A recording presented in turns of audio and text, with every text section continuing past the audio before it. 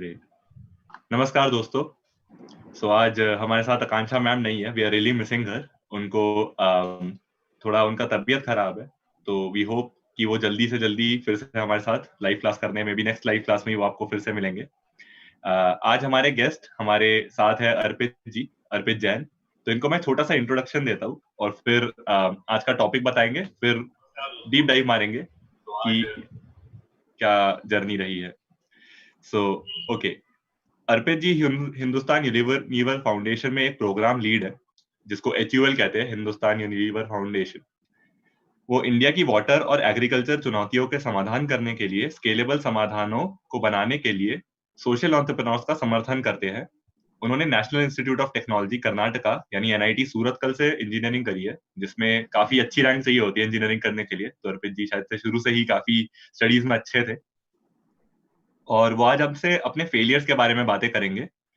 वो हमें ये भी बताएंगे कि वो एंटरप्रेन्योरशिप से जॉब में स्विच क्यों किए, और फिर भी उन्हें एंटरप्रेन्योरशिप में जो 1 साल स्पेंड किया, उनमें उन्हें सबसे दिलचस्प समय कौन सा लगा, और क्यों उन्हें लगा कि ये सबसे दिलचस्प वक्त उन्होंने बिताया एंटरप्रेन्योरशिप की जर्नी में। इसी के साथ मैं स्वागत करता हूँ अर्पित जी का। आज हम फेलियर्स के बारे में डिस्कस करेंगे, जिसके बारे में डिस्कस करना कभी कभी थोड़ा अनकंफर्टेबल भी रहता है और कभी कभी बहुत कुछ सिखाता भी है। तो थैंक यू सो मच अर्पित जी हमारे साथ आने के लिए इस शो में। आपका बहुत-बहुत शुक्रिया। पहले तो मैं शुक्रिया करना चाहूँगा आदित्य और अक्षय का कि उन्होंने मेरे को आमंत्रित किया इस प्लेटफ़ॉर्म में आपसे बातचीत करने के लिए। और आशा यही रहेगी कि आप में से 1-2 लोगों को भी अगर कुछ प्रोत्साहन मिले मेरी जर्नी से, तो बहुत बढ़िया रहेगा।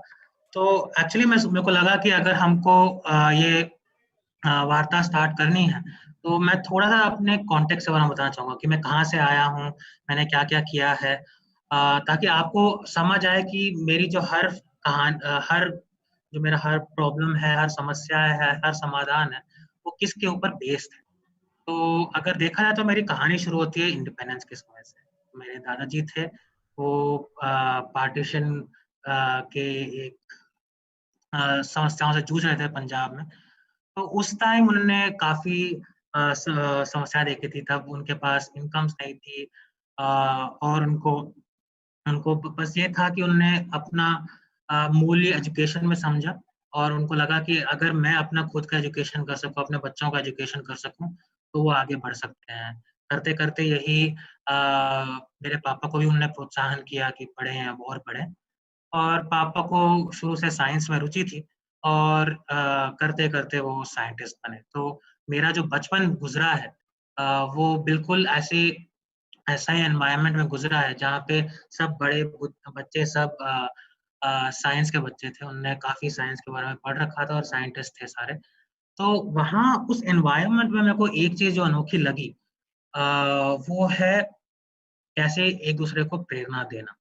कि उस एनवायरनमेंट में हर बंदा अपना बेस्ट देना चाहता था, दूसरों को अपना बेस्ट देने के लिए पुश करता था। तो इससे मेरे को सबसे बड़ी सीख उस मेरे बचपन के 15 साल से ये मिली कि एक जीवन में प्रेरणा कितना इम्पोर्टेंट स्रोत होता है। अगर हमारा एनवायरनमेंट, हमारे लोग, हमारे इंस्टीट्यूशंस काफ़ी प्रेरणाजनक हों, तो हम कितना आगे बढ़ सकते हैं। तो वो थी मेरी बचपन की कहानी। और जैसा आदित्य ने आपको बताया कि करते-करते मैंने भी ये सोचा कि मैं इंजीनियर बनूँगा, और मैंने NIT सूरतकल में इंजीनियरिंग जॉइन कर ली। करते-करते सेकंड ईयर में जब मैं पहुँचा, तो हमारे हर कॉलेज में ई-सेल होता था। ई-सेल को बोलते हैं एंटरप्रेन्योरशिप सेल। उसमें बच्चों को एंटरप्रेन्योरशिप के बारे में सिखाया जाता है, बच्चों को एंटरप्रेन्योरशिप के बारे में पढ़ाया जाता है, और ये भी कहा जाता है कि कैसे करना है।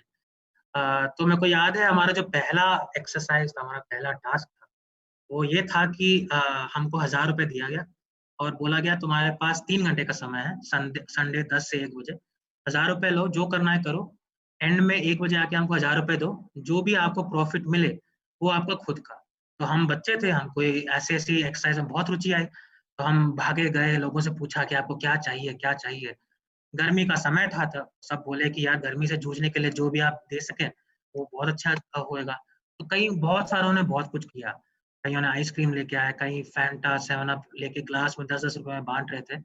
हमने सोचा कि काम करते हैं, तब कोक फ्लोट करके आज जो चीज़ बहुत मशहूर हुई है, तब बहुत कम लोग जानते थे, तब थोड़ा-सा यूनिक था वो। तो हमने कोक लिया, उसके ऊपर आइसक्रीम दिया और हमने उसको एक-एक ग्लास को 30-30 रुपए में बेचा। तो हम हमारा हमारा जो टीम था वो सबसे अव्वल आई, हमने सबसे ज़्यादा बिकाई करी और उस पर्टिकुलर एक्सरसाइज़ से ही, छोटी-सी एक्सरसाइज़ थी पर उससे मेरे को ये समझ आया कि अगर जो हम वर्ड इनोवेशन यूज़ करते हैं, जो हम बोलते हैं कि हमको यूनिक कुछ करना चाहिए, उसका मूल्य क्या है एंटरप्रेन्योरशिप। क्योंकि सॉफ्ट ड्रिंक बेचने वाले बहुत थे, आइसक्रीम बेचने वाले बहुत थे, पर दोनों को मिलाने वाले कम थे। तो इनोवेशन वो है जो थोड़ा-सा तुम चेंज करो जिससे किसी को आपके सर्विसेज़ में, आपके प्रोडक्ट्स में ज़्यादा वैल्यू दिखाई दे। आप या उनको कम पैसा देना पड़े या ऐसी कोई चीज़ जिसके कारण वो आपको ज़्यादा पसंद करें। तो ये मेरा पहला सीख था एंटरप्रेन्योरशिप का और इस सीख को मैंने अपने पूरे जीवन में लगाया है कि कैसे अपने काम को थोड़ा-सा यूनिक रखें ताकि लोग आपका मूल्यांतर समझें। ठीक है? तो करते-करते हम बढ़ते गए इंजीनियरिंग करी और धीरे-धीरे हम यंग इंडिया फेलोशिप करके एक प्रोग्राम है, वहाँ पे जॉइन किए। वहाँ पे आपके दोस्त अक्षय से लोगों से मिले हम और वहाँ पे जाके हम मेरा एक दोस्त था, वो टी-शर्ट बना रहा था। और वो कोई ऐसी-गैसी टी-शर्ट नहीं थी। मतलब ये नहीं कि जो भी हमने डिज़ाइन बनाया, टी-शर्ट प्रिंट किया और बेच दिया। उसने कुछ अनोखा सोचा। वापस आते हैं वही यूनिक प्रोपोज़िशन में, इनोवेशन पे। उसने ऐसी टी-शर्ट बनाई, जो अगर तुम बाहर जाओ तो रंग बदल देगा, अंदर आओ वापस रंग बदल देगा। उसने ऐसी टी-शर्ट बनाई कि अगर बंदा जिसको फ़ीवर है वो पहन रहा है, तो उसका टी-शर्ट का रंग बदल देगा। तो ये इसका हॉस्पिटल में बहुत यूज़ हो सकता है। उसने ऐसी टी-शर्ट बनाई कि अगर ज़्यादा पसीना आएगा तुमको तो तुम टी-शर्ट का रंग बदल देगा। तो हमने एक सिंपल सी चीज़ जो टी-शर्ट जो हम सब लोग पहनते हैं, उसमें एक छोटी-सी चीज़ ऐड करके मार्केट में उसको बहुत ही रोमांचक बना दी। और हमारा जर्नी भी बहुत अच्छा रहा। मतलब एक टाइम था जब हमको भारत का, इंडिया का सबसे बेस्ट स्टार्टअप का दर्जा दिया गया था और हम भारत को रिप्रेज़ेंट करने के लिए डेनमार्क भी गए थे। तो एक किस्म से हमारा स्टार्टअप बहुत अच्छा चल रहा था, जर्नी बहुत सुहानी थी। तो ऐसे-ऐसे चलता गया, 1 साल बहुत कठिन रहा पर बहुत रोमांचक भी रहा, काफ़ी सीखने को मिला, कैसे बिज़नेस करना है, कैसे लोगों से बातचीत करनी है, सबसे ऊपरी-ऊपरी लोगों से भी कैसे बातचीत करनी है, सब सीखने को मिला। पर धीरे-धीरे मेरे को लगा कि कोई-कोई प्रॉब्लम्स आने लग गई। अब फेलियर हुआ पर इसका रीज़न क्या है ये हमको नहीं पता है। बहुत सारे रीज़न हो सकते हैं। क्या हमारे में प्रेरणा कम थी? या प्रेरणा डाउन हो रही थी? या हमारे पास उतने कनेक्शंस नहीं थे जिसके जो हमको प्रेरणा के स्रोत बन सकें? या हमारे पास वो फ़ोकस नहीं था कि हम कैसे एक स्टार्टअप को आगे बढ़ा के लेके जा सकें? क्या हमारे पास वो स्ट्रक्चर नहीं था? मतलब कारण तो अनेक हो सकते हैं, पर हमको ये नहीं पता था कि कौन-सा एक कारण है, जिसके कारण हम फेल हुए या असफल हुए। पर यही था कि मैंने ये सोचा कि मेरा जो जर्नी था, वो बहुत रोमांचक था। लर्निंग के हिसाब से बहुत ही अच्छा लर्निंग एक्सपीरियंस रहा और देखते ही देखते मेरी एक दोस्त थी, जो पेंटिंग करती थी। वो उसको लगता था कि जो रंग है, हम सबने देखा हुआ है कि रंग पेंटिंग करने से क्या बॉडी को रिलैक्सेशन मिलता है, कैसे लोग आगे बढ़ते हैं। पर जो गरीब से गरीब लोग हैं, उन्होंने तो कभी रंग महसूस ही नहीं किया है। तो वो उन लोगों के लिए रंगों का महसूस कराना लेके जाना चाहती थी। वो उनको उनसे पेंटिंग करवाना चाहती थी। उनको लगता था कि उससे बच्चों का कॉन्फिडेंस बहुत अच्छा बढ़ सकता है। तो देखते ही देखते हमको उनको उसको लगा कि शुरू में उनको बिज़नेस रिलेटेड प्रॉब्लम्स बहुत आ रही थी। तो उन्होंने मेरे से पूछा कि अगर मैं उनका मदद कर सकता हूँ और यहीं से मेरी जर्नी स्टार्ट होगी। जो मैंने पहले सीखा था वो मैंने ऑलरेडी अब अप्लाई करने लग गया था अपने दोस्त के वेंचर में। आज 3 साल हो गए हैं इस बात को और वो जो उसका मेरे दोस्त की जो कंपनी है वो बहुत अच्छा कर रही है। 500 हज़ार बच्चों के साथ काम करती हैं, उन्होंने करिकुलम भी बना रखा है। तो यहीं से मेरे को मूल्य समझ आया अपना जो मैंने किया एंटरप्रेन्योरशिप का जो 1 साल गुज़ारे उसका क्या मूल्य था उसका मेरे को बाद में समझ आया। और देखते ही देखते मैंने ऐसे बच्चों के साथ काम करने लगा जो मेरे को आके बोलते हैं कि सर हमने तो ऐसी कभी फ्रीडम महसूस ही नहीं की है, हमने कभी रंग देखे ही नहीं है और रंग क्या होते हैं अभी महसूस करने पे हमको ऐसा लग रहा है कि इससे बढ़िया कोई चीज़ ही नहीं है। और देखते-देखते मेरे को समझ आया कि मेरे को ऐसे ही लोगों के साथ काम करना है, ऐसे लोगों के लिए काम करना है और इस बात को 3 साढ़े 3 साल हो गए हैं और तब से मैं ऐसी समस्याओं के साथ जूझ रहा हूँ।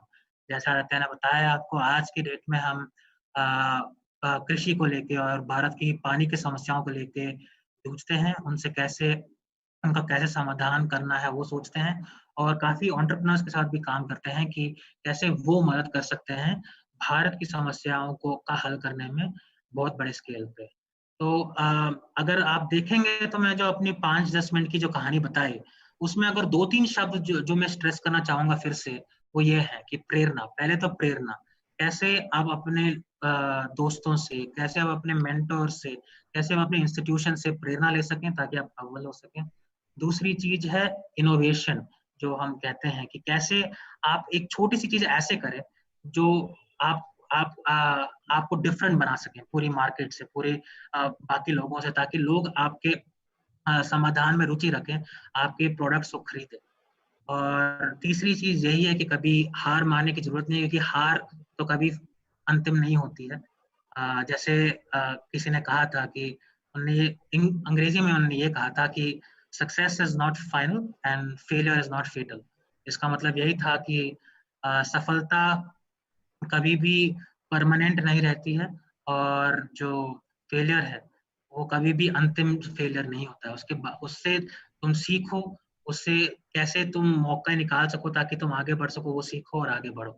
तो इसी के साथ मैं अपना शुरू का 10 मिनट खत्म करना चाहूंगा, और आपके अगर कोई प्रश्न है तो उसका उत्तर दे सकते हैं। वेरी इंटरेस्टिंग अर्पित, जो आपने हमको अपनी जर्नी बताई। क्वेश्चंस खैर आने लग गए हैं, पर इससे पहले कि हम आपके फेलियर में डीप डाइव करें कि फेलियर कैसा था, क्या था एक्चुअली, और उससे आपने क्या लेसन सीखे। और आई थिंक एक मिथ रहता है जो हमारे दोस्त हैं ITI के, जिनके साथ हम अब जुड़े हुए हैं 3 हफ्तों से, और जनरली भी सोसाइटी में एक मिथ रहता है फेलियर का कि फेलियर से सब लोग बचते हैं। मतलब कोई भी एक्साइटेड नहीं रहता फेल होने के लिए, राइट? क्योंकि कोई भी ये नहीं देखता कि फेलियर के बाद क्या आता है। फेलियर एक फुल स्टॉप लगता है।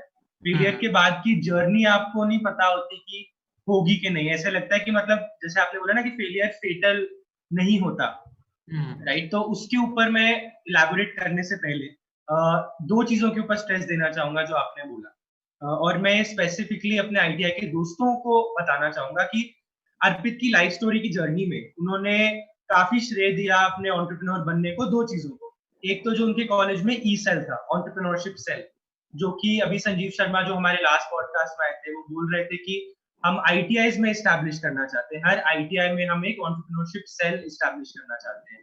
एक ये चीज आप नोट करके रखिए। और दूसरी चीज है कि अर्पित ने, जैसे हमारे अब तक के हर जो गेस्ट स्पीकर आए हैं, सबने बहुत छोटी शुरुआत की। अर्पित ने जैसे शुरुआत की छोटी छोटी चीजों को बेचने से, और वो अर्पित जो एक्सपीरियंस था, मैं चाहता हूँ कि आप 2 मिनट लेके या 3 मिनट लेके आपकी लर्निंग उस एक्सपीरियंस से क्या रही थी, उसका महत्व, आपने जो 1 साल दिया एंटरप्रेन्योर बनने में और 1 साल जो आप एंटरप्रेन्योर रहे उसमें, उसका क्या लिंक रहा? तो एक्चुअली मेरे को लगता है जो पहला, मैं दूसरा क्वेश्चन पहले आंसर करूंगा, जो आपने बोला स्लो स्टार्ट के बारे में। और मेरे को लगता है कि इन सम वेज वो ज्यादा अच्छी बात है, बुरी बात नहीं है, क्योंकि जब हमको स्लो स्टार्ट मिलता है, हमको ये भी देखने को मिलता है कि हमारी गलतियां कहाँ हो रही हैं, हम क्या क्या चेंजेस ऐसे ला सकते हैं जिससे हमारी जो सर्विसेज हैं, हमारे जो प्रोडक्ट्स हैं, और भी अच्छे बन सकें। तो बातचीत करते हैं उसी के बारे में। मेरा जो पहला स्टार्ट था, हमने टी शर्ट बनाई, पर हमको लगा अगर हमको टी शर्ट बेचनी है तो उसका पैकेजिंग अच्छा होना चाहिए, उसके डिजाइन अच्छे होने चाहिए। तो हमने 2-4 डिजाइन बनाए, पैकेजिंग वगैरह मटेरियल खरीदा, और हमने हमारी यूनिवर्सिटी के अंदर ही लोगों को बोला कि अगर आपको ये टी शर्ट खरीदनी है तो हमको बताएं। हम कितने 1000 लोगों की यूनिवर्सिटी थी तब, और हमको लगा कि हम सब मित्र हैं तो कम से कम 100-150 लोग तो खरीदेंगे ही इसको। पर सबसे हमको रजिस्ट्रेशन आए 5, सिर्फ 5 लोगों ने रजिस्टर किया था, और हम उससे बहुत ही चिंतित थे, बहुत डिसअपॉइंटेड थे कि हमको लग रहा था हमारे मित्र ही 100 से ज्यादा हैं तो वो सब तो खरीदेंगे ही। पर ऐसा हर टाइम नहीं होता है, जब हम बिजनेस की दुनिया में जाते हैं तो ऐसा नहीं होता है। और उस एक्सपीरियंस ने हमको काफी सिखाया। जब हम 5 लोगों को टी शर्ट दी, हम उनसे पूछा कि कैसे जा रहा है आपका एक्सपीरियंस, उनने 5 बार वो टी शर्ट धोए, फिर उसके बाद एक बंदे के टी शर्ट में वो रंग निकलने लग गया, एक बंदे की टी शर्ट में पीछे का जो स्टिकर था वो निकलने लग गया, और हमने कहा ये तो हमने सोचा ही नहीं, अगर हमने ये टी शर्ट 150 लोगों को दी होती तो हमारी बहुत बेइज्जती होती कि हमने टी शर्ट तो एक प्रीमियम कॉस्ट में बेच रहे हैं, अगर उसके बाद रंग निकलने लग गया तो ये बहुत बेइज्जती की बात है। और ये जो 5 थे मेरे बहुत ही कटु मित्र थे, बहुत ही अच्छे मित्र थे, सॉरी। तो उन्होंने हमको कुछ बोला नहीं और हमको उससे सीख मिली कि कैसे हम ऐसी समस्याओं को का देख के कैसे उसको सॉल्व कर सके और कैसे अगले स्टेप में जा सके। अब अगले स्टेप की बात करते हैं तो यूनिवर्सिटी में एक फंक्शन हो रहा था। हमने सोचा कि उस फंक्शन में टी शर्ट चाहिए उनको, हम उनके टी शर्ट बनाएंगे। तो देखते देखते 150 लोगों ने वो टी शर्ट का रजिस्टर किया और हम थोड़े से खुश हुए कि एटलीस्ट थोड़ा सा पैसा हमको कमाने को मिलेगा। पर ये हम प्रॉब्लम्स ये हुई कि हमारा जो वेंडर था जिससे हम टी शर्ट बना रहे थे, उसने टाइम पे डिलीवरी नहीं करी और टाइम पे डिलीवरी नहीं हुई, 2 दिन लेट डिलीवरी हुई। जो टी शर्ट 1 जून को सबको जानी थी वो 3 जून को गई सबको, और इससे बहुत लोग निराशाजनक हुए। पर अंत में क्योंकि हमारा फंक्शन 1 से 3 जून तक का था तो सबके पास टी शर्ट चली गई और हमको यही फीडबैक मिला कि आप प्लीज टाइम पे चीजें दिया करें। अगर आप बोल रहे हैं 1 जून को डिलीवर करेंगे तो 1 जून पर डिलीवर किया करें। तो हमको तब समझ आया कि कैसे लोगों का टाइम का महत्व क्या है, कैसे डिलीवरी एक प्रॉपर डेट में जानी चाहिए और कैसे हमको वेंडर के साथ अच्छी रिलेशन बनाने चाहिए ताकि वो डिले ना कर पाए। और थोड़ा-सा हमको फैक्टर ऑफ सेफ्टी जो हम बोलते हैं वो रखना चाहिए कि अगर 1 जून को डिलीवर करना है तो वेंडर से हम वही चीज़ 30 मई को मंगवा दें ताकि 1 दिन लेट भी हो जाए तो कोई दिक्कत ना हो। तो मैं ये कहूँगा कि हर पड़ाव पे जैसे हम धीरे-धीरे बढ़ते गए, हमको काफ़ी सीख मिली। पर अगर शुरुआत में ही हमारी बहुत ज़्यादा सेल्स हो जाती, तब शायद मार्केट हमको आगे बढ़ने नहीं देता क्योंकि वो हमारी फीडबैक अच्छी नहीं होती, हमारे रिव्यूज़ नहीं अच्छे होते और कोई हमारे प्रोडक्ट्स को खरीदता नहीं। तो जो हमारी शुरुआत जो बहुत धीमी हुई, बहुत स्लो हुई, उससे एक्चुअली हमको बहुत बेनिफिट मिला। हमको काफ़ी सीखने को मिला और अपना प्रोडक्ट और अच्छा करने का मौका मिला।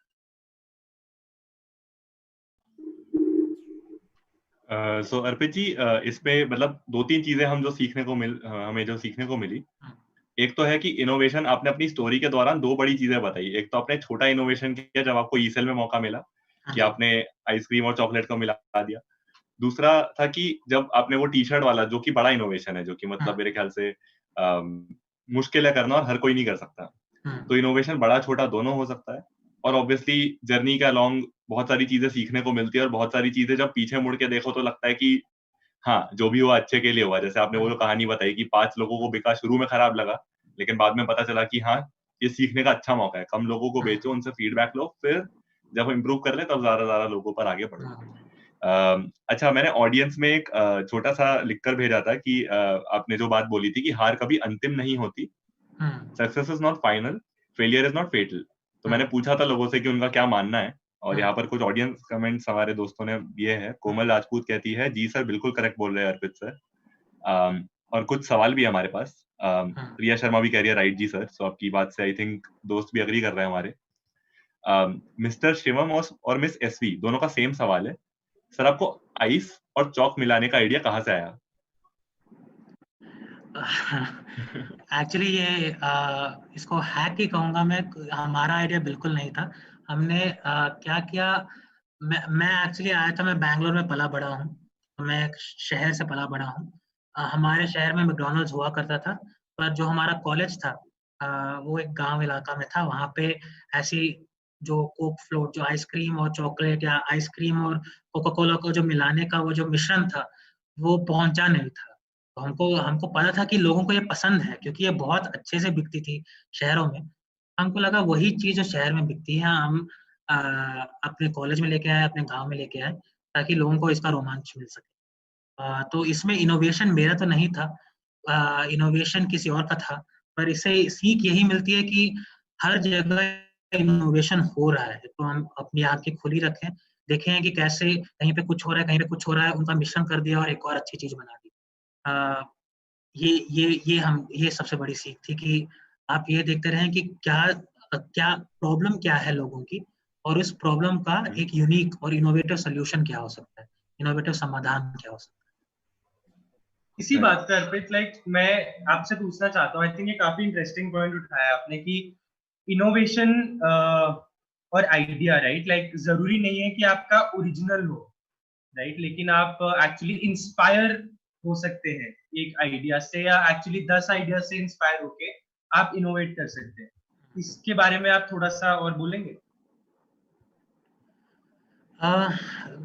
देखिए, मतलब अगर आप हर चीज देखेंगे, अब मैं अपने टी शर्ट बिजनेस के बारे में ही बताता हूँ जो हमने किया था। जो सबसे शुरुआत हुई थी, वो जो आइडिया की शुरुआत थी वो भारतवर्ष में नहीं थी। वो एक्चुअली एक म्यूजिक फेस्टिवल होता है, उसका नाम है टुमारो लैंड। ये बेल्जियम एक देश है, वहां पे होता है यूरोप में। वहां पे उन्होंने ऐसी टी शर्ट बना रखी थी कि जो म्यूजिक बज रहा है बाहर, उससे तुम्हारी टी शर्ट में भी जैसे एक इक्वलाइजर आएगा, टी शर्ट में भी रंग बदलते रहेंगे, टी शर्ट में भी डिजाइन बदलते रहेंगे। और हमने कहा, हमने आज तक हमने टी शर्ट सिर्फ एक स्टैटिक चीज देखी, हमने स्थिर चीज देखी है इस टी शर्ट को, जैसे आप पहन रहे हैं, जैसे आप पहन रहे हैं। और हमने कहा ये तो बहुत ही अच्छी चीज है। और जिसको भी हमने वो वीडियो दिखाई, सब बहुत रोमांचित हुए, सब बोले कि हाँ, हम इसके लिए 1000 रुपए तक देने के लिए तैयार हैं। तब हमको थोड़ा सा पता चला कि काफी चीजें हैं जो हम टी शर्ट के ऊपर कर सकते हैं। ये आइडिया वहां से निकला, क्या कर सकते हैं, वो धीरे धीरे हमने रिसर्च करी कि क्या क्या कर सकते हैं।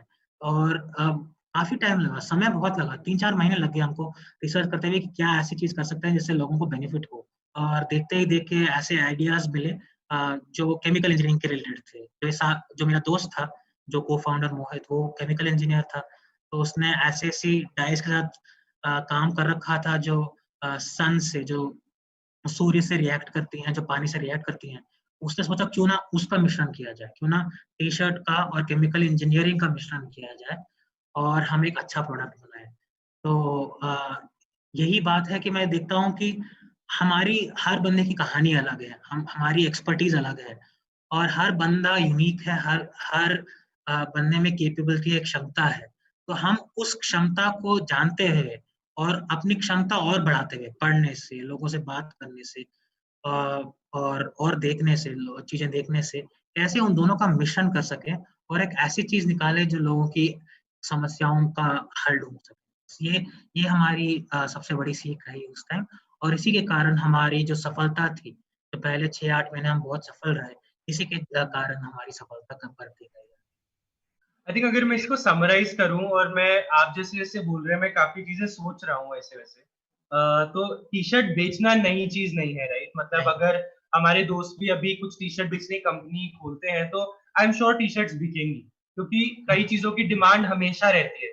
आप खाने की चीजें, मतलब उसकी डिमांड जितनी आप बढ़ा भी सकते हो, और उसकी हमेशा रहती है डिमांड। लेकिन आपने एक बेसिक प्रोडक्ट को लिया, तो चाहे आपकी कंपनी सिर्फ टी शर्ट्स ही बेचती तो भी आप एंटरप्रेन्योर रहते, लेकिन आपने एक बेसिक प्रोडक्ट के ऊपर एक वैल्यू ऐड कर दिया, और वो वैल्यू ऐड जो आपने कर दिया, वो आपका यूनिक प्रोपोजिशन बन गया, यूनिक सेलिंग पॉइंट बन गया आपका, राइट? जिसके कारण आपने शायद, हो सकता है, प्रॉफिट्स एक्स्ट्रा कमाए हो। क्योंकि एक टी शर्ट को अगर आप 200 रुपए में बेच सकते हो, लेकिन एक ऐसी टी शर्ट जो रंग बदलती है आपके पहनने पे, राइट, उसको आप शायद 400 रुपए, हाँ, मतलब 600-700, एग्जैक्टली, राइट। तो आई थिंक ये एक टेक अवे मैं जरूर अपने दोस्तों को कहना चाहूंगा कि इसके बारे में जरूर सोचें, और हम आगे क्लासेस में भी इसके ऊपर डिस्कस करें। Aditya, back to you. तो अर्पित जी, एक और सवाल जो बहुत आ रहा है, आई थिंक हमारे स्टूडेंट्स को बहुत एक जिज्ञासा है कि वो फॉर्मूला जानना चाहते हैं कि ये कैसे हो रहा है, शर्ट बदल कैसे रही थी रंग। तो इसके बारे में थोड़ा और डिटेल बता सकते हैं, और अगर ये पेटेंटेड नहीं है तो शायद से किसी की हेल्प हो जाए, पता नहीं, मतलब इट डिपेंड्स ऑन यू। तो इसमें हमको देखो 2-3 सीख है। आज की डेट में जो इंडियन मार्केट है, वो हमने रियलाइज किया इतना रेडी नहीं है इसको बाय करने के लिए, इसको खरीदने के लिए। क्योंकि 2 चीजें हैं, एक तो जो मटेरियल हम बाइंड करते हैं उसका टिकना टी शर्ट में बहुत मुश्किल है। और दूसरा कि जिस रेट में हम बेचते हैं, जिस रेट में मटेरियल प्रोक्योर होता है, वो बहुत हाई है। तो इसी के कारण, क्योंकि हम इंडिया में ये चाहते हैं कि हमारा टी शर्ट 200 रुपए से कम हो, तो 250 रुपए से कम हो, इसलिए बिकती नहीं है। पर हाँ, अगर आप किसी को भी रुचि है इसके बारे में थोड़ा सा एक्सप्लोर करने के लिए, तो आप गूगल करिएगा हाइड्रोफोबिक टी शर्ट, या हाइड्रोफोबिक टी शर्ट गूगल करिए, या सन किसिंग टी शर्ट्स गूगल करिए, जो भी आप ऐसे ऐसे टर्म्स गूगल करिए, आपको बहुत सारे लिंक्स मिल जाएंगे। आज की डेट में सोल्ड स्टोर करके एक स्टोर है, सोल्ड स्टोर करके एक टी शर्ट की कंपनी है, SOULED स्टोर। वो भी ऐसी टी शर्ट बेचती हैं, उनने भी बहुत काम कर रखा है पिछले 1 साल में इसके ऊपर। तो काफी कंपनियां आज की डेट में हैं जो स्टार्ट कर रही हैं इस आइडिया को लेकर। तो अगर आप में से कोई भी इस आइडिया से जुड़ना चाहें तो आप ट्राई कर सकते हैं। Interesting. I think Aditya type भी कर रहे हैं हमारे YouTube चैनल पे, ताकि आप सब लोगों को पता चल जाए जो अर्पित बोल रहे हैं। फिर भी कोई कंफ्यूजन रहेगी तो हम अर्पित से लिंक्स लेकर आप लोगों को दे देंगे। अर्पित, आपने काफी इंटरेस्टिंग चीज कही है, I think it's a good point कि हम अब नेक्स्ट चैप्टर पे बढ़े इस कॉन्वर्सेशन के। आपने कहा कि इंडियन मार्केट आपके प्रोडक्ट के लिए रेडी नहीं थी। क्या ये एक रीजन था कि आपको 1 साल 1.5 साल के बाद इनफैक्ट अपना स्टार्टअप बंद करना पड़ा? ये हो सकता है। तो मैंने जैसे आपको शुरू में बताया था कि ये पता करना कि वो एक रीजन कौन सा था जिसके कारण हम आगे नहीं बढ़ पाए, वो बहुत मुश्किल है। पर ये एक कंट्रीब्यूटिंग कारण हो सकता है जिसके कारण हमको बंद करना पड़ा। आज की डेट में हम देखते हैं कि काफी लोग ऐसे ऐसे प्रोडक्ट्स में रुचि रखते हैं, पर 5-6 साल पहले जाए तो ऐसे प्रोडक्ट्स बहुत कम थे मार्केट में और बहुत कम बिकते थे। और तब इंडिया में म्यूजिक फेस्ट ये सब का भी बिल्कुल शुरुआत हुई थी। आज की डेट में हम सब कॉन्सर्ट में जाते हैं, सब म्यूजिक फेस्ट में जाते हैं, ऐसी जगहों में ये टी शर्ट ज्यादा बिकती हैं। आजकल तो हम देखते हैं महीने महीने में कम से कम ऐसे 10-15 कॉन्सर्ट होते हैं। तब साल साल में ऐसे 5-6 कॉन्सर्ट होते थे। तो ये पता करना कि कौन सा प्रोडक्ट किस समय के लिए अनिवार्य है, किस समय के लिए अप्रोप्रिएट है, वो बहुत इम्पोर्टेंट है। कभी कभी हमको ये रियलाइज करना चाहिए कि हमारा प्रोडक्ट अच्छा है, हमारा जो इनोवेशन है, जो यूनिक सेलिंग प्रोपोजिशन जो हम कहते हैं वो भी है, पर शायद लोग उसके लिए अभी रेडी नहीं है, शायद 5 साल बाद रेडी हो, शायद 10 साल बाद रेडी हो। तो ये भी एक कारण हो सकता है। अगले 5-7 मिनट के लिए अर्पित मैं चाहता हूँ आप ये बताएं हमारे दोस्तों को और हमें भी कि अब आपको हाइंडसाइट में क्या लगता है कि आप मतलब आपका जो कंपनी था वो फेल क्यों हुआ, मतलब उसको बंद क्यों करना पड़ा और उससे क्या लेसन्स मिले आपको? लेसन्स बहुत सारे मिले एक्चुअली। मैं 2 मिनट बल्कि 10 सेकंड लूंगा बताने के लिए फेल क्यों हुआ, क्योंकि असली आंसर तो मेरे को भी नहीं पता है। बहुत सारे रीजन हो सकते हैं, जैसे मैंने आपको बताया कि ये हो सकता है कि मार्केट रेडी नहीं थी उस टाइम, ये हो सकता है कि हमारी जो मार्केटिंग स्ट्रेटेजी थी वो अच्छी नहीं थी, ये भी है कि हम जो टीम मेंबर्स थे उनमें प्रेरणा कम थी, उनकी सिचुएशंस, फैमिली सिचुएशंस भी ऐसे थे कि उनको बाकी जॉब भी करनी पड़ी। ये भी हो सकता है कि एक टाइम पे हमारा फोकस्ड अप्रोच नहीं रहा, हम इधर उधर भटके और कम लोग थे हमको गाइड करने वाले कि आप भटक रहे हैं, आप वापस ट्रैक पे आइए। तो बहुत सारे कारण हो सकते हैं। ये नहीं पता कि कौन सा एक सिंगल कारण था जिसके कारण हमारी कंपनी हमको बंद करनी पड़ी, पर बहुत सारे कारण हो सकते हैं ऐसे। मैंने देखा है अपने दोस्तों के बीच में भी कि सबसे बड़ा कारण तो यही होता है कि जो टीममेट्स हैं उनके बीच में झगड़ा हो जाता है। ठीक है, मेरे काफी दोस्त हैं जो एंटरप्रेन्योर्स हैं, तो उससे हमको ये रियलाइज हुआ था कि हमको टीम मेंबर चाहे दोस्त भी हों उनके बीच अभी कॉन्ट्रैक्ट रखना चाहिए कि मेरे पास इतनी परसेंट कंपनी, तुम्हारे पास इतनी परसेंट कंपनी, ताकि बाद में जाके दिक्कतें ना हो। थैंकफुली हमारे ऑर्गेनाइजेशन में ऐसी प्रॉब्लम्स नहीं हुई, पर ये ऐसी प्रॉब्लम्स भी कंपनियों को जूझना पड़ता है, क्योंकि जब प्रॉफिट्स आने लग जाते हैं तब ऐसी लड़ाइयाँ और बढ़ने लग जाती हैं। तो ये थी बात कि फेलियर क्यों हुआ, पर फेलियर से क्या सीखा, आई थिंक इस पे मैं ज़्यादा कॉन्सेंट्रेट करना चाहूँगा, क्योंकि मेरे को लगता है मैंने काफ़ी सीखा जो आज तक मेरे को हेल्प करती आ रही हैं, और जो मैं आज आपके सामने हूँ, आई थिंक उन्हीं फेलियर से सीख के मैं आगे बढ़ पाया हूँ। आई थिंक सबसे बड़ा लेसन यही रहा कि this is not the end of the world. ये मतलब ये कोई अंतिम फुल स्टॉप तो है नहीं। हमको ये समझ आया कि जिंदगी में फेलियर्स तो आती ही रहेंगी, क्योंकि जब एंटरप्रेन्योरशिप करते हैं हम ये देखते हैं कि छोटी छोटी फेलियर्स तो ऑलमोस्ट डेली बेसिस पे आती है। तो सबसे बड़ी सीख यही मिलती है कि हम जिंदगी में फेलियर से कैसे जूझें, क्योंकि मेरी रिलेशनशिप्स में फेलियर्स होते हैं, हमारे वर्क प्लेस में जो कंपनीज में हम काम करते हैं वहाँ पे फेलियर्स होते हैं, एंटरप्रेन्योरशिप में भी फेलियर्स होते हैं। तो ये एक बहुत बड़ी सीख है हमको कि फेलियर से कैसे जूझना है, उनसे कैसे आगे बढ़ना है, उनको कैसे एक अपॉर्चुनिटी के मामले में देखनी है, ना कि एक बाधा के के रूप में। दूसरा कि मेरे को ये लगता है कि जब हम एंटरप्रेन्योर होते हैं, तो काफ़ी अनसर्टेनिटी होती है, जो अनिश्चितता हम बोलते हैं, काफ़ी हाई लेवल पे होती है। हमको पता नहीं कि अगले दिन में क्या-क्या समस्याएँ आने वाली हैं, क्या-क्या बाधाएँ आने वाली हैं, जिससे हमको आगे जूझना पड़ेगा। और धीरे-धीरे हम उसी में कंफर्टेबल हो जाते हैं। हमको पता है कि कल पता नहीं क्या होने वाला है, पर हमको उसके बारे में चिंता नहीं हो रही है। और जैसी नौकरी मैं आज की डेट में कर रहा हूँ, उसमें भी बहुत सारी अनसर्टेनिटी है। मैंने अपने काफ़ी कोलीग्स को देखा है कि वो मेरी कंपनी छोड़ के जाते हैं, क्योंकि वो इतनी अनसर्टेनिटी से जूझ नहीं पाते हैं। पर एंटरप्रेन्योरशिप का सबसे बड़ा सीख यही मिलता है कि कल का हमको नहीं पता है, पर जब कल कुछ होएगा तब हम देख लेंगे। हमारे पास इतना कॉन्फिडेंस होता है, हमारे पास इतना सेल्फ एक्सप्रेशन होता है कि हम हर बाधा से आगे बढ़ने की क्षमता रखते हैं, हम ये सब जान लेते हैं। तो सबसे ये भी एक बहुत बड़ी चीज़ है जो एंटरप्रेन्योरशिप हमको सिखाता है। और एक और चीज़ हमको जो सिखाता है कि जब मैं एंटरप्रेन्योर था, तब मैं बड़े से बड़े इन्वेस्टर से बात करता था, तब मैं वेंडर से बात करता था। कभी-कभी मेरे को सिक्योरिटी गार्ड से भी थोड़ी-सी जुगाड़ करना पड़ता था ताकि हमको जाके किसी से मिलवा पाएँ वो। तो जो हम बोलते हैं ना कैसे काम चलाना है, कैसे काम आगे बढ़ाना है, वो हम सीखते हैं। कैसे बड़े से बड़े और कैसे छोटे से छोटे लोगों से बात करना है, वो हम सीखते हैं। और आज की डेट में मेरी नौकरी में वो बहुत बड़ा स्किल है, क्योंकि आज की डेट में हमारी नौकरी में हमको गवर्नमेंट के डीसीओ से बात करना पड़ता है, डीएम से बात करना पड़ता है, कभी-कभी बड़ी-बड़ी कंपनियों के सीईओ से बात करना पड़ता है। और उनसे बात करने का एक तरीका होता है। हर बंदे से, हर श्रेय से, बात करने का एक तरीका होता है। और वो एंटरप्रेन्योरशिप बहुत अच्छे से सिखाता है, क्योंकि हम किसी से बहुत लोगों से हेल्प लेते हैं अपनी जर्नी में। और उनसे कैसे बात करनी है, कैसे उनसे रिलेशनशिप मेंटेन करना है, ये सब हमको सिखाता है। और ये मेरे को लगता है लाइफ में हर समय यूज़ होता है। अ, और एक और बात तो ये है, मतलब ये तो मैं मानता ही हूँ कि इंडिया में हम यूथ बहुत ज़्यादा है। और अगर हमको जितनी जॉब्स चाहिए उतनी जॉब्स क्रिएट कर नहीं पा रहा है इंडिया, तो हम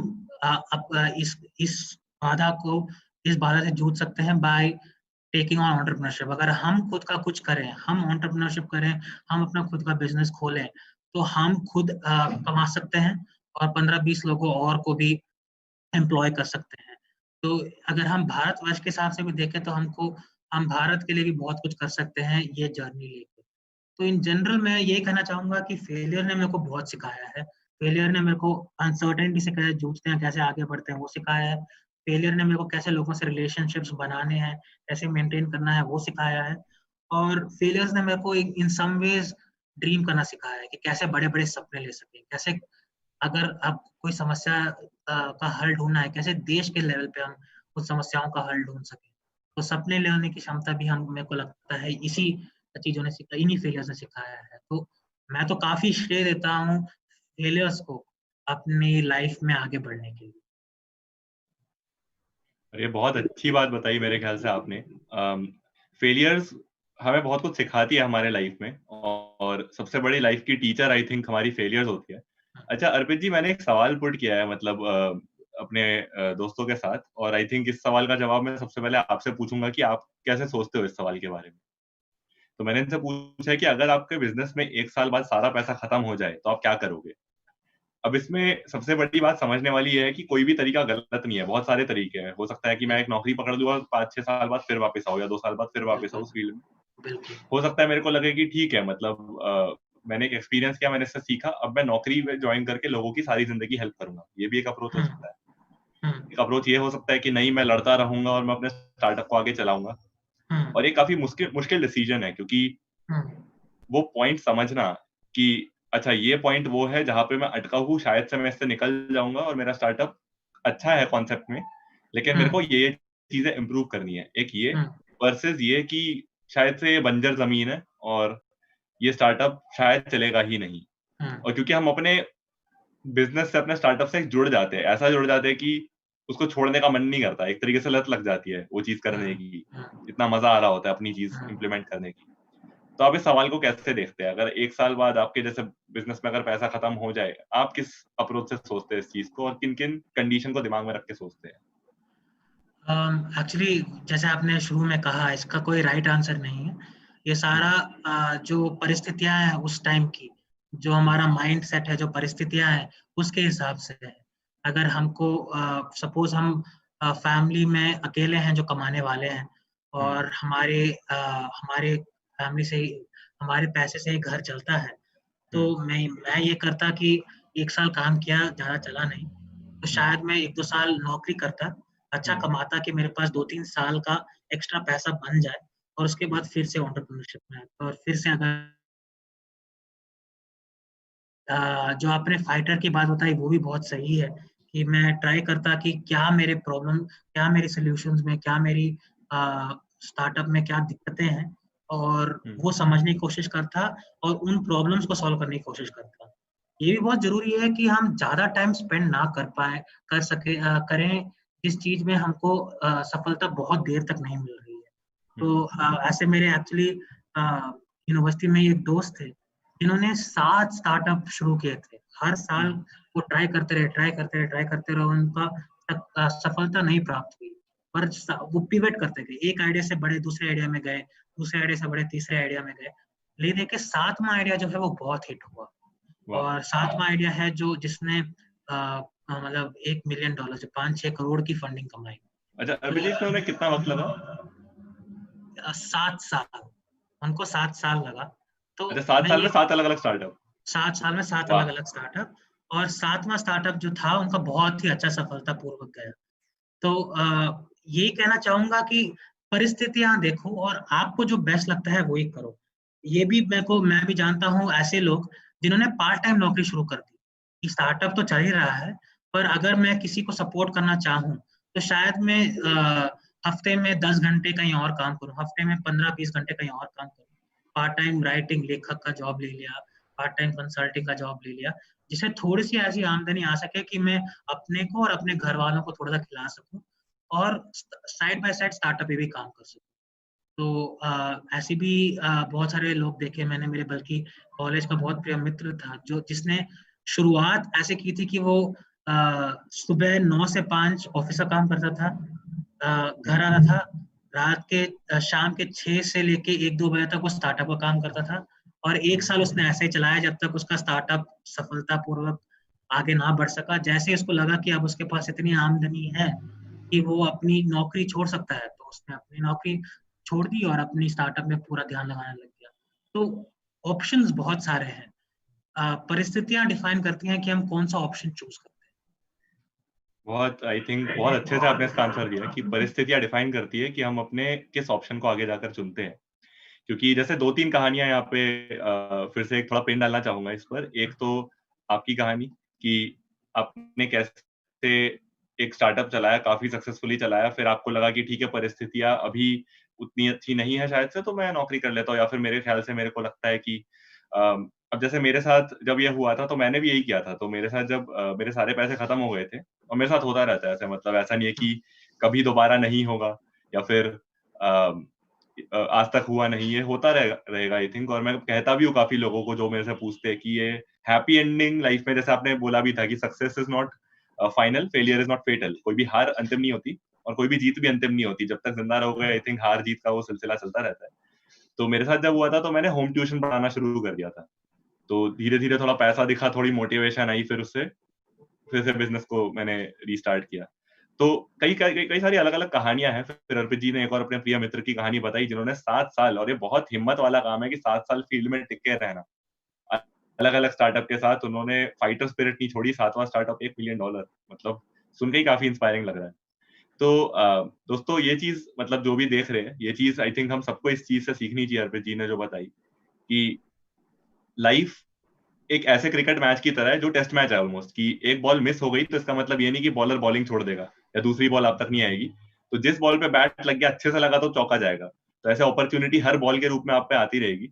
और आई थिंक अगर एक बॉल मिस भी हो गई, एक बार हार मिल गई, तो बहुत जरूरी है दूसरे बॉल के लिए फोकस रहना।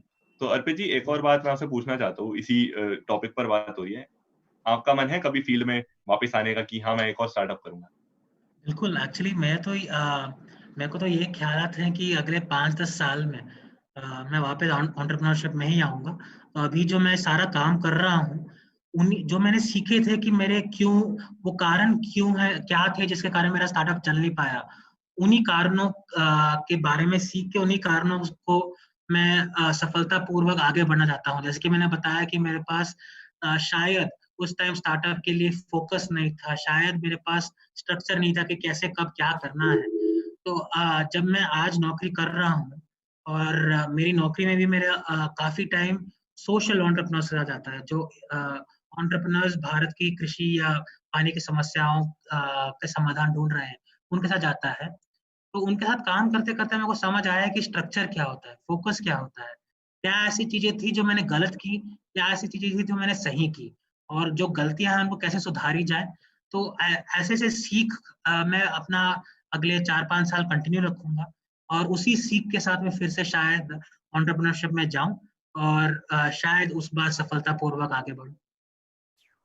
आई थिंक हम सब लोग सीख रहे हैं, यही हमारी सबसे बड़ी सफलता है, और हाँ, सीखते रहना बहुत जरूरी है, चाहे हम किसी भी हाँ, फील्ड में हो। हाँ। अच्छा, कुछ कुछ ऑडियंस क्वेश्चंस एड्रेस करते हैं। रियली सॉरी, मैं बीच में थोड़ा अपने क्वेश्चंस पूछने लग गया था, तो शायद से हाँ हम तो बह जाते हैं कभी कभी, इतनी डिस्कशन हाँ करते हैं।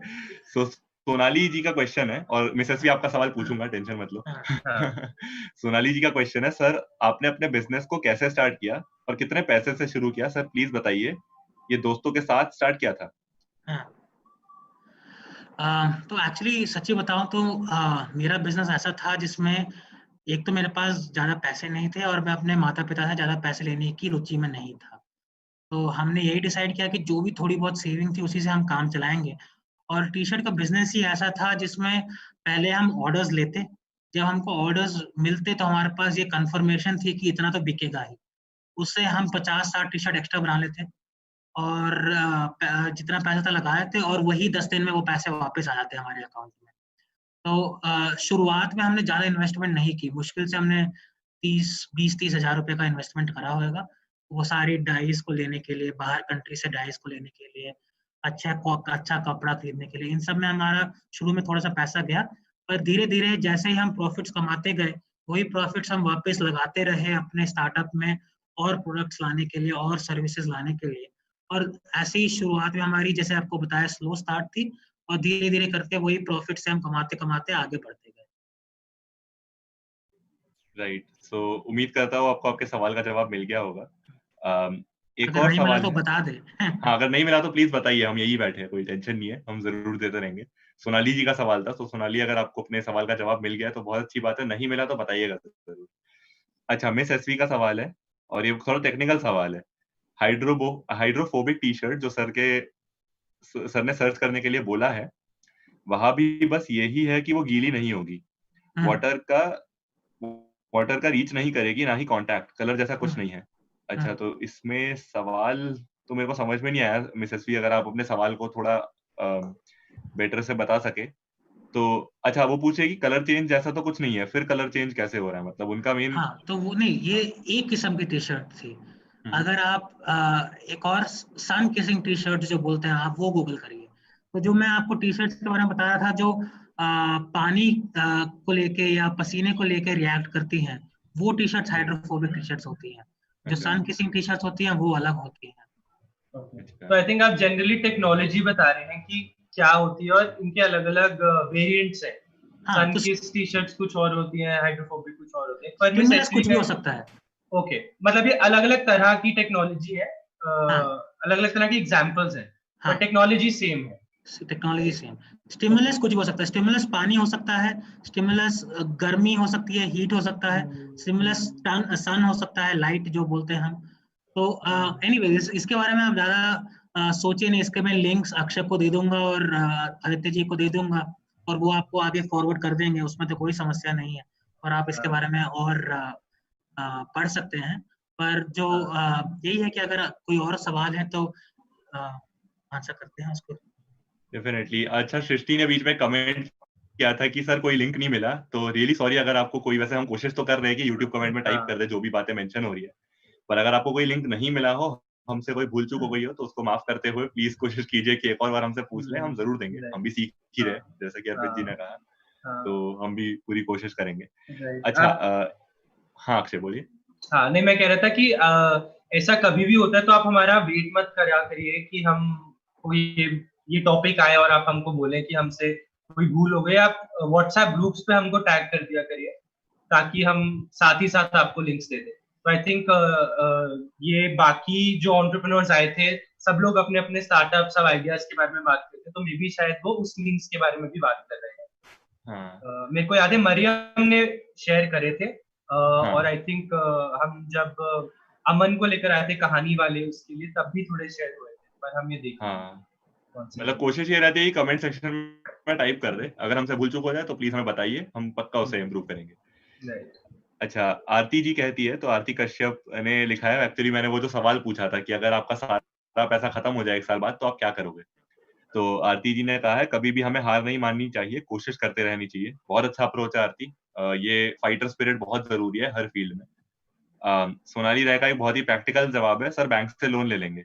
हाँ, अगर आपके पेपर स्ट्रांग हो, आपके बिजनेस में अच्छी खासी बिक्री हुई हो पिछले साल एक बार कभी भी किसी भी मौके पर, और फिर पैसे खत्म हुए हो, तो बैंक से लोन उठाना शायद से आपके लिए एक अच्छा ऑप्शन रहेगा। पिंकी जी कहती है, एक चीज मैं आपको यहाँ पे पॉइंट आउट करना चाहूंगा, सॉरी आपको इंटरप्ट कर रहा हूँ मैं, कि हर टाइम हम जो फाइनेंशियल मैनेजमेंट या जो कैश मैनेजमेंट बोलते हैं, ये मैंने देखा है जो अब स्टार्टअप्स का था, मैं अभी भी काम कर रहा हूँ, सबसे बड़ी समस्याएं होती हैं।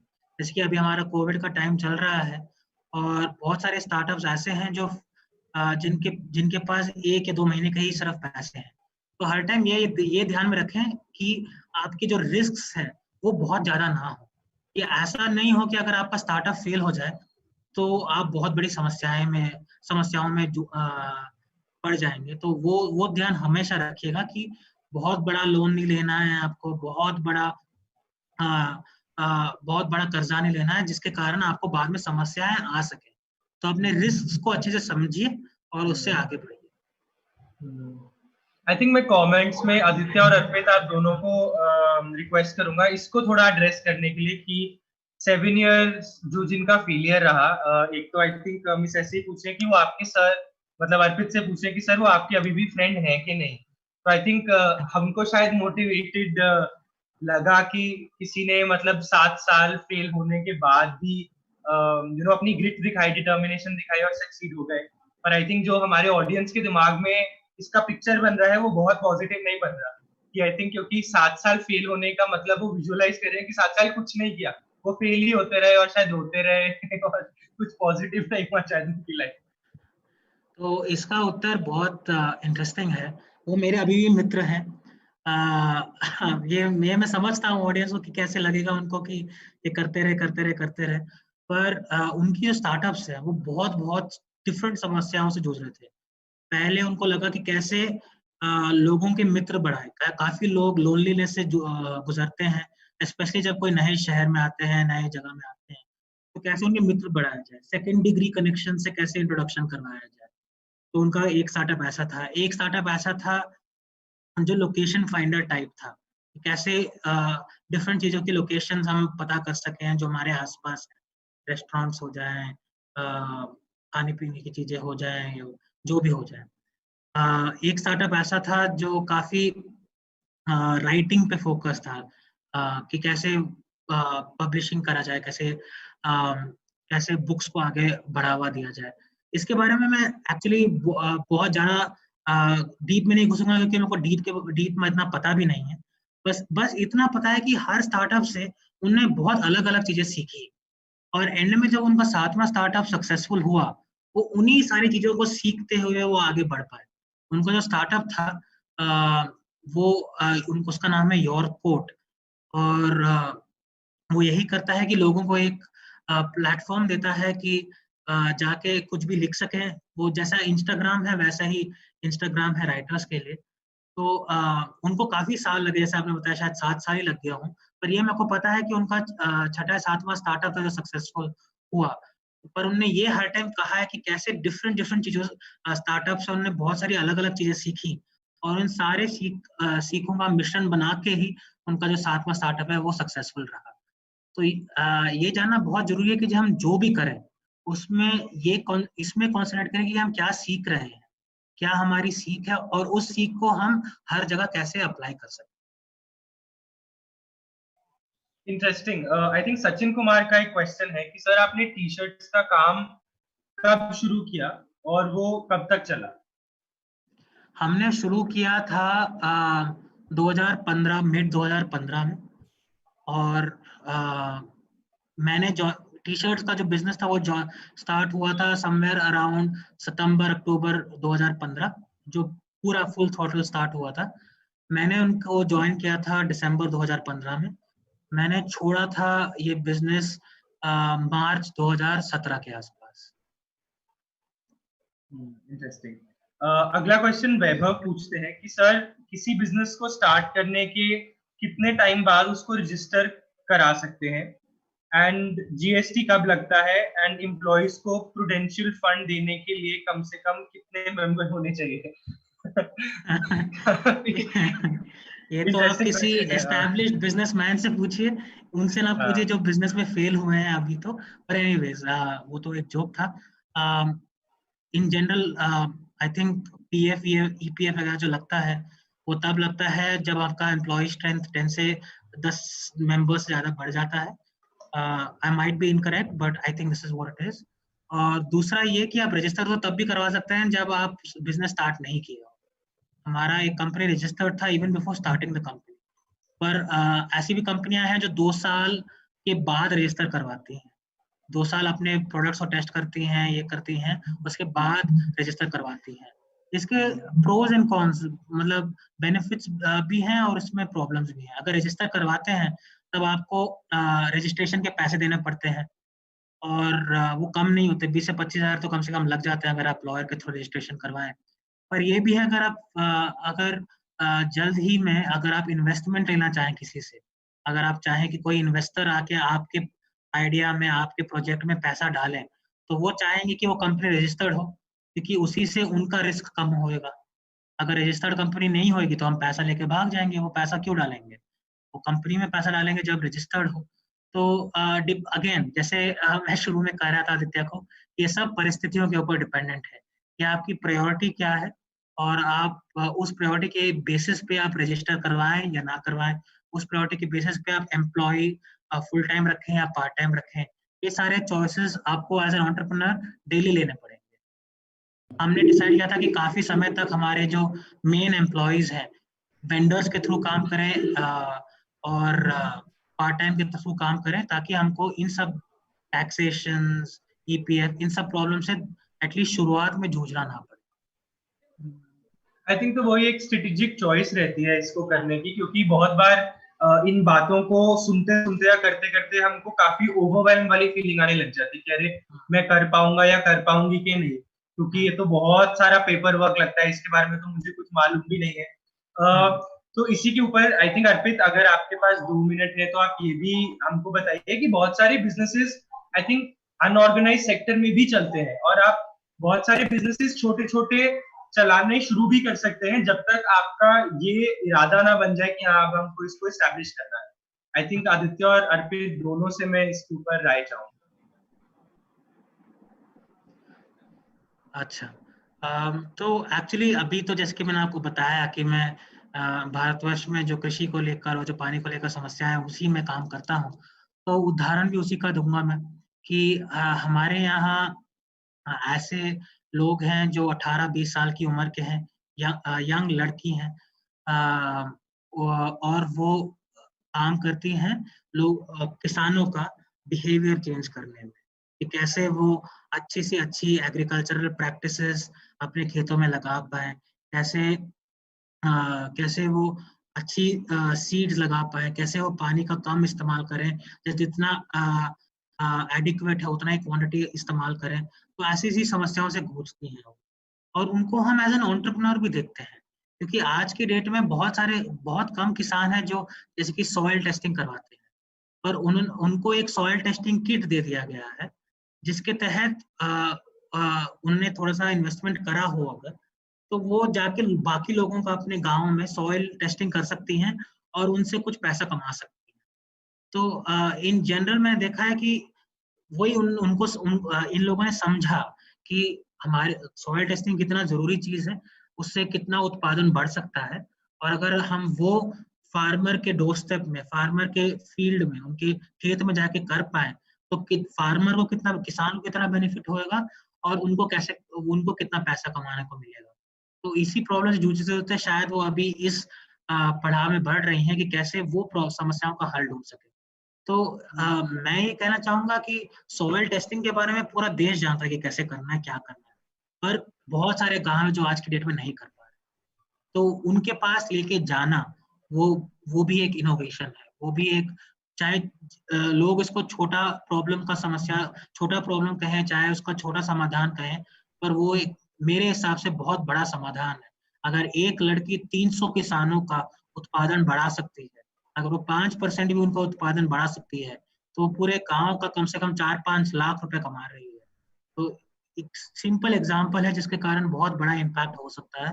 और वैसे ही मैंने बहुत सारे एग्जाम्पल्स देखे हैं बहुत चीजों में, चाहे वो क्रॉप्स को लेकर हो।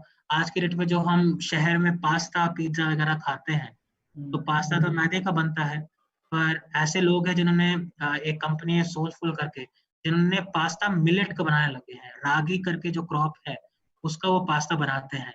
वो जो क्रॉप है मैदे से कम कॉस्ट में बिकता है कभी कभी, पर जो उनको पैसा मिलता है वो बेचने के लिए वो बहुत ज्यादा है।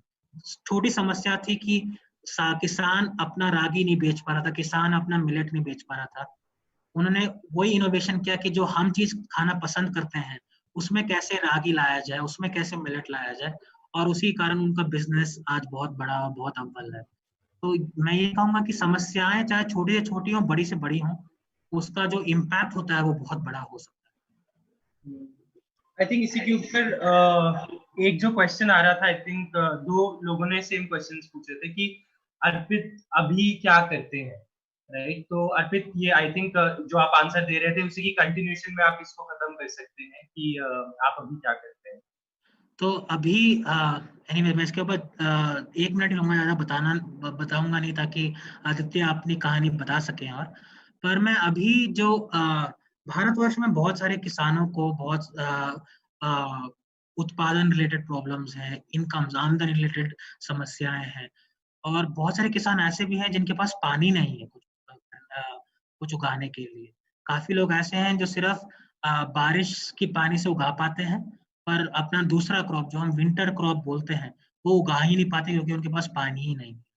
तो जो हमारी ऑर्गेनाइजेशन है, वो यही देखती है कि कैसे लोगों की पानी की समस्याओं का हल ढूंढ सके हम, कैसे लोगों की कृषि की समस्याएं, चाहे उत्पादन हो, कैसे उनका हल ढूंढ सके हम। उसमें हम बहुत सारी चीजें करते हैं कि कैसे बिहेवियर चेंज करें, कि लोग अच्छे से अच्छे सीड्स लगाएं, अच्छे से अच्छे एग्रीकल्चरल प्रैक्टिसेस यूज करें, कृषि की जो प्रैक्टिसेस है वो कैसे अच्छे यूज करें। और ये भी देखते हैं कि कैसे पानी को हम ईयर राउंड मेंटेन रख सके, कैसे हम पानी को पूरा साल उसकी अवेलेबिलिटी इंश्योर कर सके। अगर हम पानी नहीं है एक क्षेत्र में, तो हमको चावल जैसी चीजें उगानी नहीं चाहिए क्योंकि वो बहुत पानी सक करती है। पर अगर हम उनकी जगह दालें लगाएं, मिलेट्स लगाएं, तो बहुत कम पानी लेती है। तो इसी से गांव में पानी पूरा साल रह सकता है। तो ऐसी ऐसी बहुत सारी सोल्यूशंस हैं। अगेन वो उन गांवों की, उन रीजन्स की परिस्थितियों के ऊपर डिपेंडेंट है कि हम क्या करते हैं, पर ऐसी समस्याओं से हम जूझते हैं और उनका हल ढूंढने की कोशिश करते हैं हमारी ऑर्गेनाइजेशन में। Does that answer the question? Aditya, आप कह रहे थे कुछ इससे पहले। हाँ, तो सबसे पहले तो आई थिंक अर्पित जी ने जो बात कही, मैं उससे पूरा अग्री करता हूँ कि अगर आप कोई भी इनोवेशन कर रहे हो या फिर अगर आप कोई भी चीज बना रहे हो, जरूरी नहीं है कि वो रॉकेट साइंस हो। अभी आई थिंक हमने वो सेगवे वाली वीडियो में भी देखा कि सेगवे, जो कि अच्छी खासी एक बड़ी इनोवेशन थी, अच्छी खासी टेक्नोलॉजी थी, उसकी स्मूथली चल रहा था, लेकिन वो लोगों के किसी काम नहीं आई तो लोगों ने नहीं खरीदा। वहीं पर अगर कोई सिंपल सी चीज है जो लोगों की मदद कर सकती है, कोई भी बना सकता है, बट अभी तक किसी ने बनाया नहीं, वो आपने बना दिया, और आपने छोटा सा उसमें कुछ ऐसा चेंज लाया जो कि लोगों के लिए उस चीज को या तो सस्ता बनाता है या फिर उनकी मेहनत बचाता है। तो मेरे ख्याल से अब जैसे Amazon पहले से था, लेकिन फ्लिपकार्ट आया, फ्लिपकार्ट ने बस एक चीज बदली कि वो पहले से पैसा नहीं लेगा, जब आपके घर पे प्रोडक्ट डिलीवर हो जाएगा वो तब पैसा लेगा। उससे फ्लिपकार्ट बड़ा बना। फिर Amazon को ये चीज समझ में आई कि अच्छा, इंडिया के लोग तो पहले पैसा नहीं देंगे, इंडिया के लोग बाद में पैसा देंगे चीज लेने के बाद। तो Amazon ने भी फिर वो चीज चालू कर दी। आज की डेट में ई कॉमर्स का सबसे बड़ा वो फीचर बन गया है जिसको कहते हैं कैश ऑन डिलीवरी। तो ये छोटा सा चेंज था, इसमें कोई बहुत बड़ी साइंस या टेक्नोलॉजी नहीं थी, लेकिन इस छोटे से चेंज ने पूरे ई कॉमर्स के मार्केट को बदल दिया इंडिया में। जहां कोई भी ऑनलाइन सामान नहीं खरीदता था, वहां आजकल हर कोई ऑनलाइन सामान खरीदता है। तो मेरा मानना है कि हाँ, कोई भी आपका इनोवेशन हो, वो अगर लोगों की मदद कर रहा है तो वो कितना बड़ा इनोवेशन है, कितना मतलब रॉकेट साइंस जैसा है कि किसी को समझ में नहीं आ रहा, ऐसा होना जरूरी नहीं है। आई थिंक मेरे केस में भी वो अप्लाई करता है कि हम करियर गाइडेंस करते हैं स्टूडेंट्स की। अभी ऐसे आपको एंटरप्रेन्योरशिप पढ़ा रहे हैं, तो आपको एंटरप्रेन्योरशिप पढ़ाने वाले हजारों लोग मिलेंगे, लेकिन हम मेरे ख्याल से थोड़ा अलग तरीके से पढ़ा रहे हैं, इसीलिए प्रोबन और उद्यम साथ में आप तक पहुंचा पा रहा है काम गवर्नमेंट के साथ। तो इसी के चलते आई थिंक मैं चाहूंगा कि अर्पित जी से ऑब्वियसली काफी कुछ सीखने को मिला, बट एक लास्ट एडवाइस अगर अर्पित जी आप हमारे दोस्तों को देना चाहे। लास्ट एडवाइस मतलब जो बडिंग एंटरप्रेन्योर्स हैं उनको। एक्चुअली लास्ट एडवाइस तो यही है जो इस पूरे वार्ता का टॉपिक है, विच इज फेलियर को रिलेटेड, कि आप हमको फेलियर को कभी भी as a full stop treat नहीं करना चाहिए, बट एज अ कम मार ट्रीट करना चाहिए, कि उसके बाद अभी कहानी अभी बची है दोस्त। फेलियर्स मेरे हिसाब से सबसे बड़ी सीख है हमारे लिए, और दुनिया के सबसे बड़े लोगों को ले लो, मतलब आप कोई भी, अगर आप बिजनेस या एंटरप्रेन्योरशिप की बात करें, तो जो भी आप नाम लेना चाहें उन सब ने फेलियर से जूझा है। स्टीव जॉब से ले लो, उसको खुद की कंपनी से निकाल दिया था। बिल गेट्स की पहली कंपनी चली ही नहीं थी क्योंकि वो उस टाइम के लिए नहीं बनी थी, चाहे वो कंपनी होती थी, पर जो उनका ट्रैफिक डेटा रिलेटेड कंपनी था वो चला नहीं था। बिल गेट्स फिर उसके बाद माइक्रोसॉफ्ट बनाए, स्टीव जॉब्स आके फिर एप्पल को अव्वल बनाए। वॉल्ट डिज्नी थे जो उनको बोला गया था कि वो बहुत गंदे कार्टूनिस्ट है, न्यूज़पेपर में कार्टून बनाते थे और उनको बोला गया था बहुत गंदे कार्टूनिस्ट है, और जाके आज की डेट में वो एनिमेशन के किंग बने, मतलब उन्होंने मिक्की माउस जैसे एनिमेशन हमारे को लेके आए।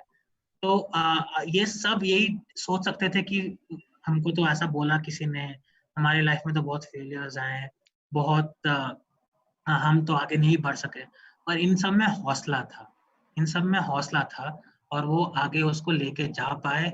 उनने सबको प्रूव किया कि नहीं, हम में क्षमता है, हम ऐसे लोग हैं जो फेलियर के आगे बढ़ सकते हैं और उससे जूझ सकते हैं। तो वही जो मैंने जो आपको शुरू में स्टेटमेंट बोली थी, उसी में मैं आपको फिर से लेके जाऊंगा कि याद रखना कि success is not final, failure is not fatal, it is the courage to continue that counts. ये हर टाइम याद रखना।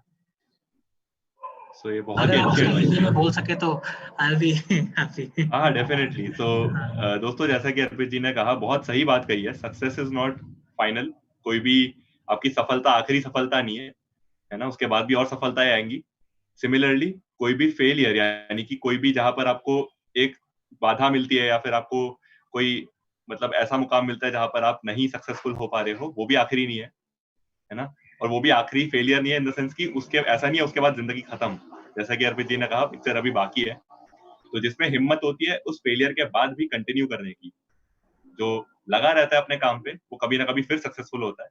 और लाइफ ऐसे ही उतार चढ़ाव की जर्नी है, कभी भी एकदम पूरी बेड ऑफ रोजेस भी नहीं बनेगी और कभी भी एकदम बहुत खराब भी नहीं हो जाएगी, बैलेंस बना रहता है। तो इसीलिए अगर आप अपने किसी भी चीज पर किसी भी एफर्ट में फेल कर रहे हो, तो लगे रहो और इम्प्रूव करने की कोशिश करते रहो। वो आई थिंक बहुत जरूरी है। हम लोग जैसे सीख रहे हैं, आप लोग भी सीखते रहो। और 2 अनाउंसमेंट है। एक तो आपके जो असाइनमेंट्स है, आज के अटेंडेंस असाइनमेंट, वो आपके ग्रुप में भेज दिए जाएंगे हमेशा की तरह, तो उसको पूरा कर लीजिएगा 5 से 10 मिनट में। और कल एक और क्लास होगी, कल हमारा बैच वाइज वेबिनार होगा 9 बजे। तो सॉरी 9 बजे कह रहा हूँ, 8 बजे शाम के, अभी 9 बजे, पर कल शाम को 8 बजे होगा बैच वाइज वेबिनार। तो आपके जो भी इंस्ट्रक्टर्स है, आपके उनके साथ जूम कॉल पे हमारी अगली इंस्ट्रक्शन होंगी, और कल आज की ही तरह वीडियोस भी रिलीज कर दी जाएंगी शाम के 5 बजे। इसी के साथ thank you so much to the audience members जो आए, उन्होंने हमारी क्लास को सुना और हमसे सवाल पूछे और हमारी बातें सुनी। Thank you so much. और सबसे बड़ा थैंक यू मैं करना चाहता हूँ अर्पित जी का। थैंक यू सो मच अर्पित जी, अपना इतना अच्छा एक्सपीरियंस हमारे साथ शेयर करने के लिए, हमें इतना कुछ सिखाने के लिए और हमें इंस्पायर करने के लिए। Thank you so much and thank you so much to Akshay also for hosting. और अगर आपके पास कोई प्रश्न हो तो आप अक्षय से, आदित्य से पूछिएगा और मैं उसका उत्तर देने में बिल्कुल तत्पर रहूंगा। Right. Thank you so much Arpit. बस मेरे दोस्तों को मैं ये बताना चाहता हूँ कि अब हमारे अगले वेबिनार से हम जो भी आप क्वेश्चन YouTube पे पूछते हैं, हम ट्राई करेंगे कि आप में से 3 से 5 लोगों को हम Zoom पर लेके आए और आप लोग वीडियो से या ऑडियो से डायरेक्टली क्वेश्चंस पूछें गेस्ट से, राइट। तो हम इस फॉर्मेट को थोड़ा और बेटर बनाएंगे और आई थिंक अगले हफ्ते से हम आप में से 1 या 2 लोगों को हमारे साथ, जैसे आदित्य और मैं एक गेस्ट को होस्ट करते हैं, हम चाहेंगे कि आप में से 2 या 3 लोग बारी बारी से गेस्ट को होस्ट करें। हम लोग भी आपके साथ रहेंगे पर आप भी होस्ट करके देखिए कि कैसा लगता है। तो हम चाहते हैं एक्सपीरियंस आप भी। इसके ऊपर हम आपको और बताएंगे अगले कुछ दिनों में, वॉइस नोट शेयर करेंगे व्हाट्सएप की ग्रुप्स पर, तो stay tune for that. Thank you Arpit, thank you Aditya and Saman, good night to everyone. Thank you so much, bye bye.